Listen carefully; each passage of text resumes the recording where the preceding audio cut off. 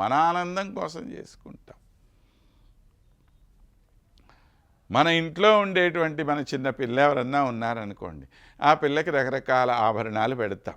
ఓ పాపిడి బిళ్ళ పెట్టి, ఒక నడుముకు వడ్డాణం పెట్టి, వంకీలు పెట్టి, మెళ్ళో క్లక్లెస్లు వేసి, పొడవు హారాలు వేసి, ఉంగరాలు పెట్టి, కాలుకు పట్టీలు పెట్టి, ఇలా ఎన్నెన్ని రకాలైనటువంటి ఆభరణాలు వేస్తాం. ఇవన్నీ ఆ పిల్ల మనల్ని కోరిందా? లేదే. అయినా అవి వేసి మనం మురిసిపోతూ ఉంటాం.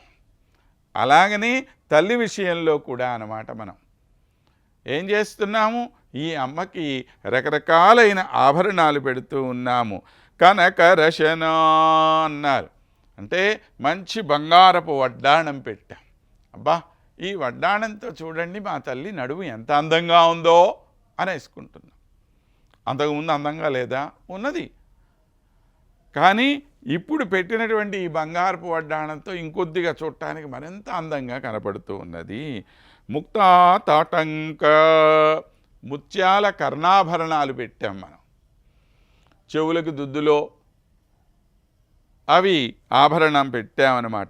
హారలలాటిక, మంచి ముత్యాల హారం పెట్టాము. తరువాత పాపిడి బిళ్ళ పెట్టాం పైన. మణిసరా, మణుల మాలలు వేశాం ఆమెకి. తులా కోటి ప్రాయై, కాళ్లకు గజ్జలు మొదలైనటువంటివి ఎన్నో రకాల ఆభరణాలు పెట్టాం. కింద కాలి గోళ్ల దగ్గర నుంచి పైన శిరస్సు మీద ఉండేటువంటి పైన శిరస్సు దగ్గర నుంచి కింది కాలి గోళ్ల దాకా అన్నీ ఒక్కొక్కటి ఒక్కొక్కటి ఒక్కొక్కటి. ఒక చిన్న ముక్కెర ఇలా పెడితే మా తల్లి ఎంత అందంగా ఉంటుందో అని చూసుకొని ఆ ముక్కుకో ముక్కర పెట్టేస్తున్నాం. ఇక్కడ ఒక చిన్న చుక్క పెడితే ఇంకెంత అందంగా ఉంటుందో చుక్క పెట్టి మనం ఆనందించాం. తల్లి జగదేక సౌందర్యవతి, అది వేరే విషయం. అది కాదు మనకు కావాల్సింది. ఇక్కడ మనం ఏం తెలుసుకుంటున్నాము అంటే, దీని ద్వారా మా తల్లి యొక్క సౌందర్యం ఇంత గొప్పది. ప్రకృతి మధురం, అంటే స్వభావ సిద్ధంగానే ఎంతో అందమైనటువంటి స్వరూపం ఆమెది. తే గాత్రం, నీ యొక్క విగ్రహం ఉందే, వలయ శకలై దుగ్ధం యథా, ఏ విధంగా అయితే పాలు సహజంగానే తీయగా ఉంటాయండి. ఉత్త పాలు తాగేసేయచ్చు, దానిలో మళ్ళీ చక్కెర కలపాల్సిన అవసరం ఏం లేదు. కానీ చక్కెర కలుపుకున్న తర్వాత పాలు తాగితే ఎట్లా ఉంటుంది? ఇంకాస్త మధురంగా అనిపించదా?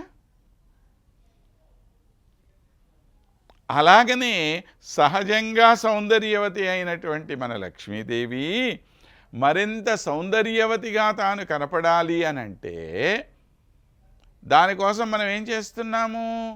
ఇంకాస్త అందమైనటువంటి రకరకాల ఆభరణాలు తీసుకుని వచ్చి ఈ ఆభరణాలతో ఆమెను అలంకరిస్తున్నాం. అలా అలంకరించి పుష్పై కల్పలతా యథాచ, ఇంకా ఎలా ఉంది ఈమె? ఒక కల్పతీగ, కల్పవృక్షపు తీగ అంటాం కదా మనం, ఆ కల్పతీగ అన్నమాట ఈమె.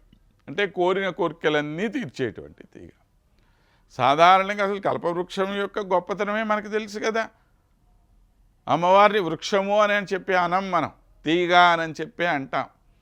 కాబట్టి ఈ కల్పలత కోరిన కోరికలన్నింటినీ తీర్చేటువంటిది. ఇక దానికి ఇతరమైన ఆభరణాలు అవసరమా? లేదు. కానీ ఉంటే ఇంకాస్త బాగుంటుందా, బాగుండదా? ఇప్పుడు ఈ కల్పలతలో అన్ని ఆకులే ఉన్నాయి. ఆకులుంటే మనకేం, ఇంకేముంటే మనకేం, అసలు ఆకులు లేకపోయినా మనకేమి? మన కోరికలన్నీ తీరుస్తోంది కదా అది. కాబట్టి అది గొప్పదా కాదా? ఇంత గొప్పదనం దానికి ముందు నుంచి ఉన్నదా లేదా? ఇంత గొప్పదనం ఉన్నటువంటి ఆ కల్పలత దానిలో 4 పూలు పూచేయి అనుకోండి, అప్పుడు అది చూడటానికి ఇంకెంత అందంగా ఉంటుంది చెప్పండి.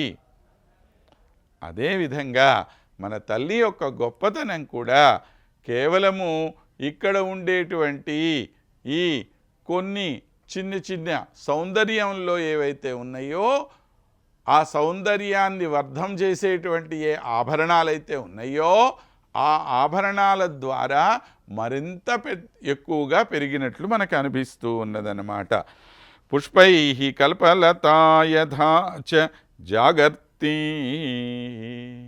అలా వెలుస్తున్నదమ్మా నీ సౌందర్యము అని చెప్పి సహజ సౌందర్యం కలిగినటువంటి అమ్మవారు ఈ కాల్పనికమైనటువంటి సౌందర్యం చేత ప్రాకృతికమైనటువంటి ఇతర విషయములైనటువంటి ఆభరణాదుల చేత మరింత గొప్పగా మనకు కనపడుతున్నది అన్న విషయాన్ని మనకి ఇక్కడ తెలియచేస్తూ తల్లి యొక్క వైభవం ఇంత గొప్పది అని మనకి ఈ 2 శ్లోకాల ద్వారా తెలియచేశారు పరాశర భట్టర్ వారు.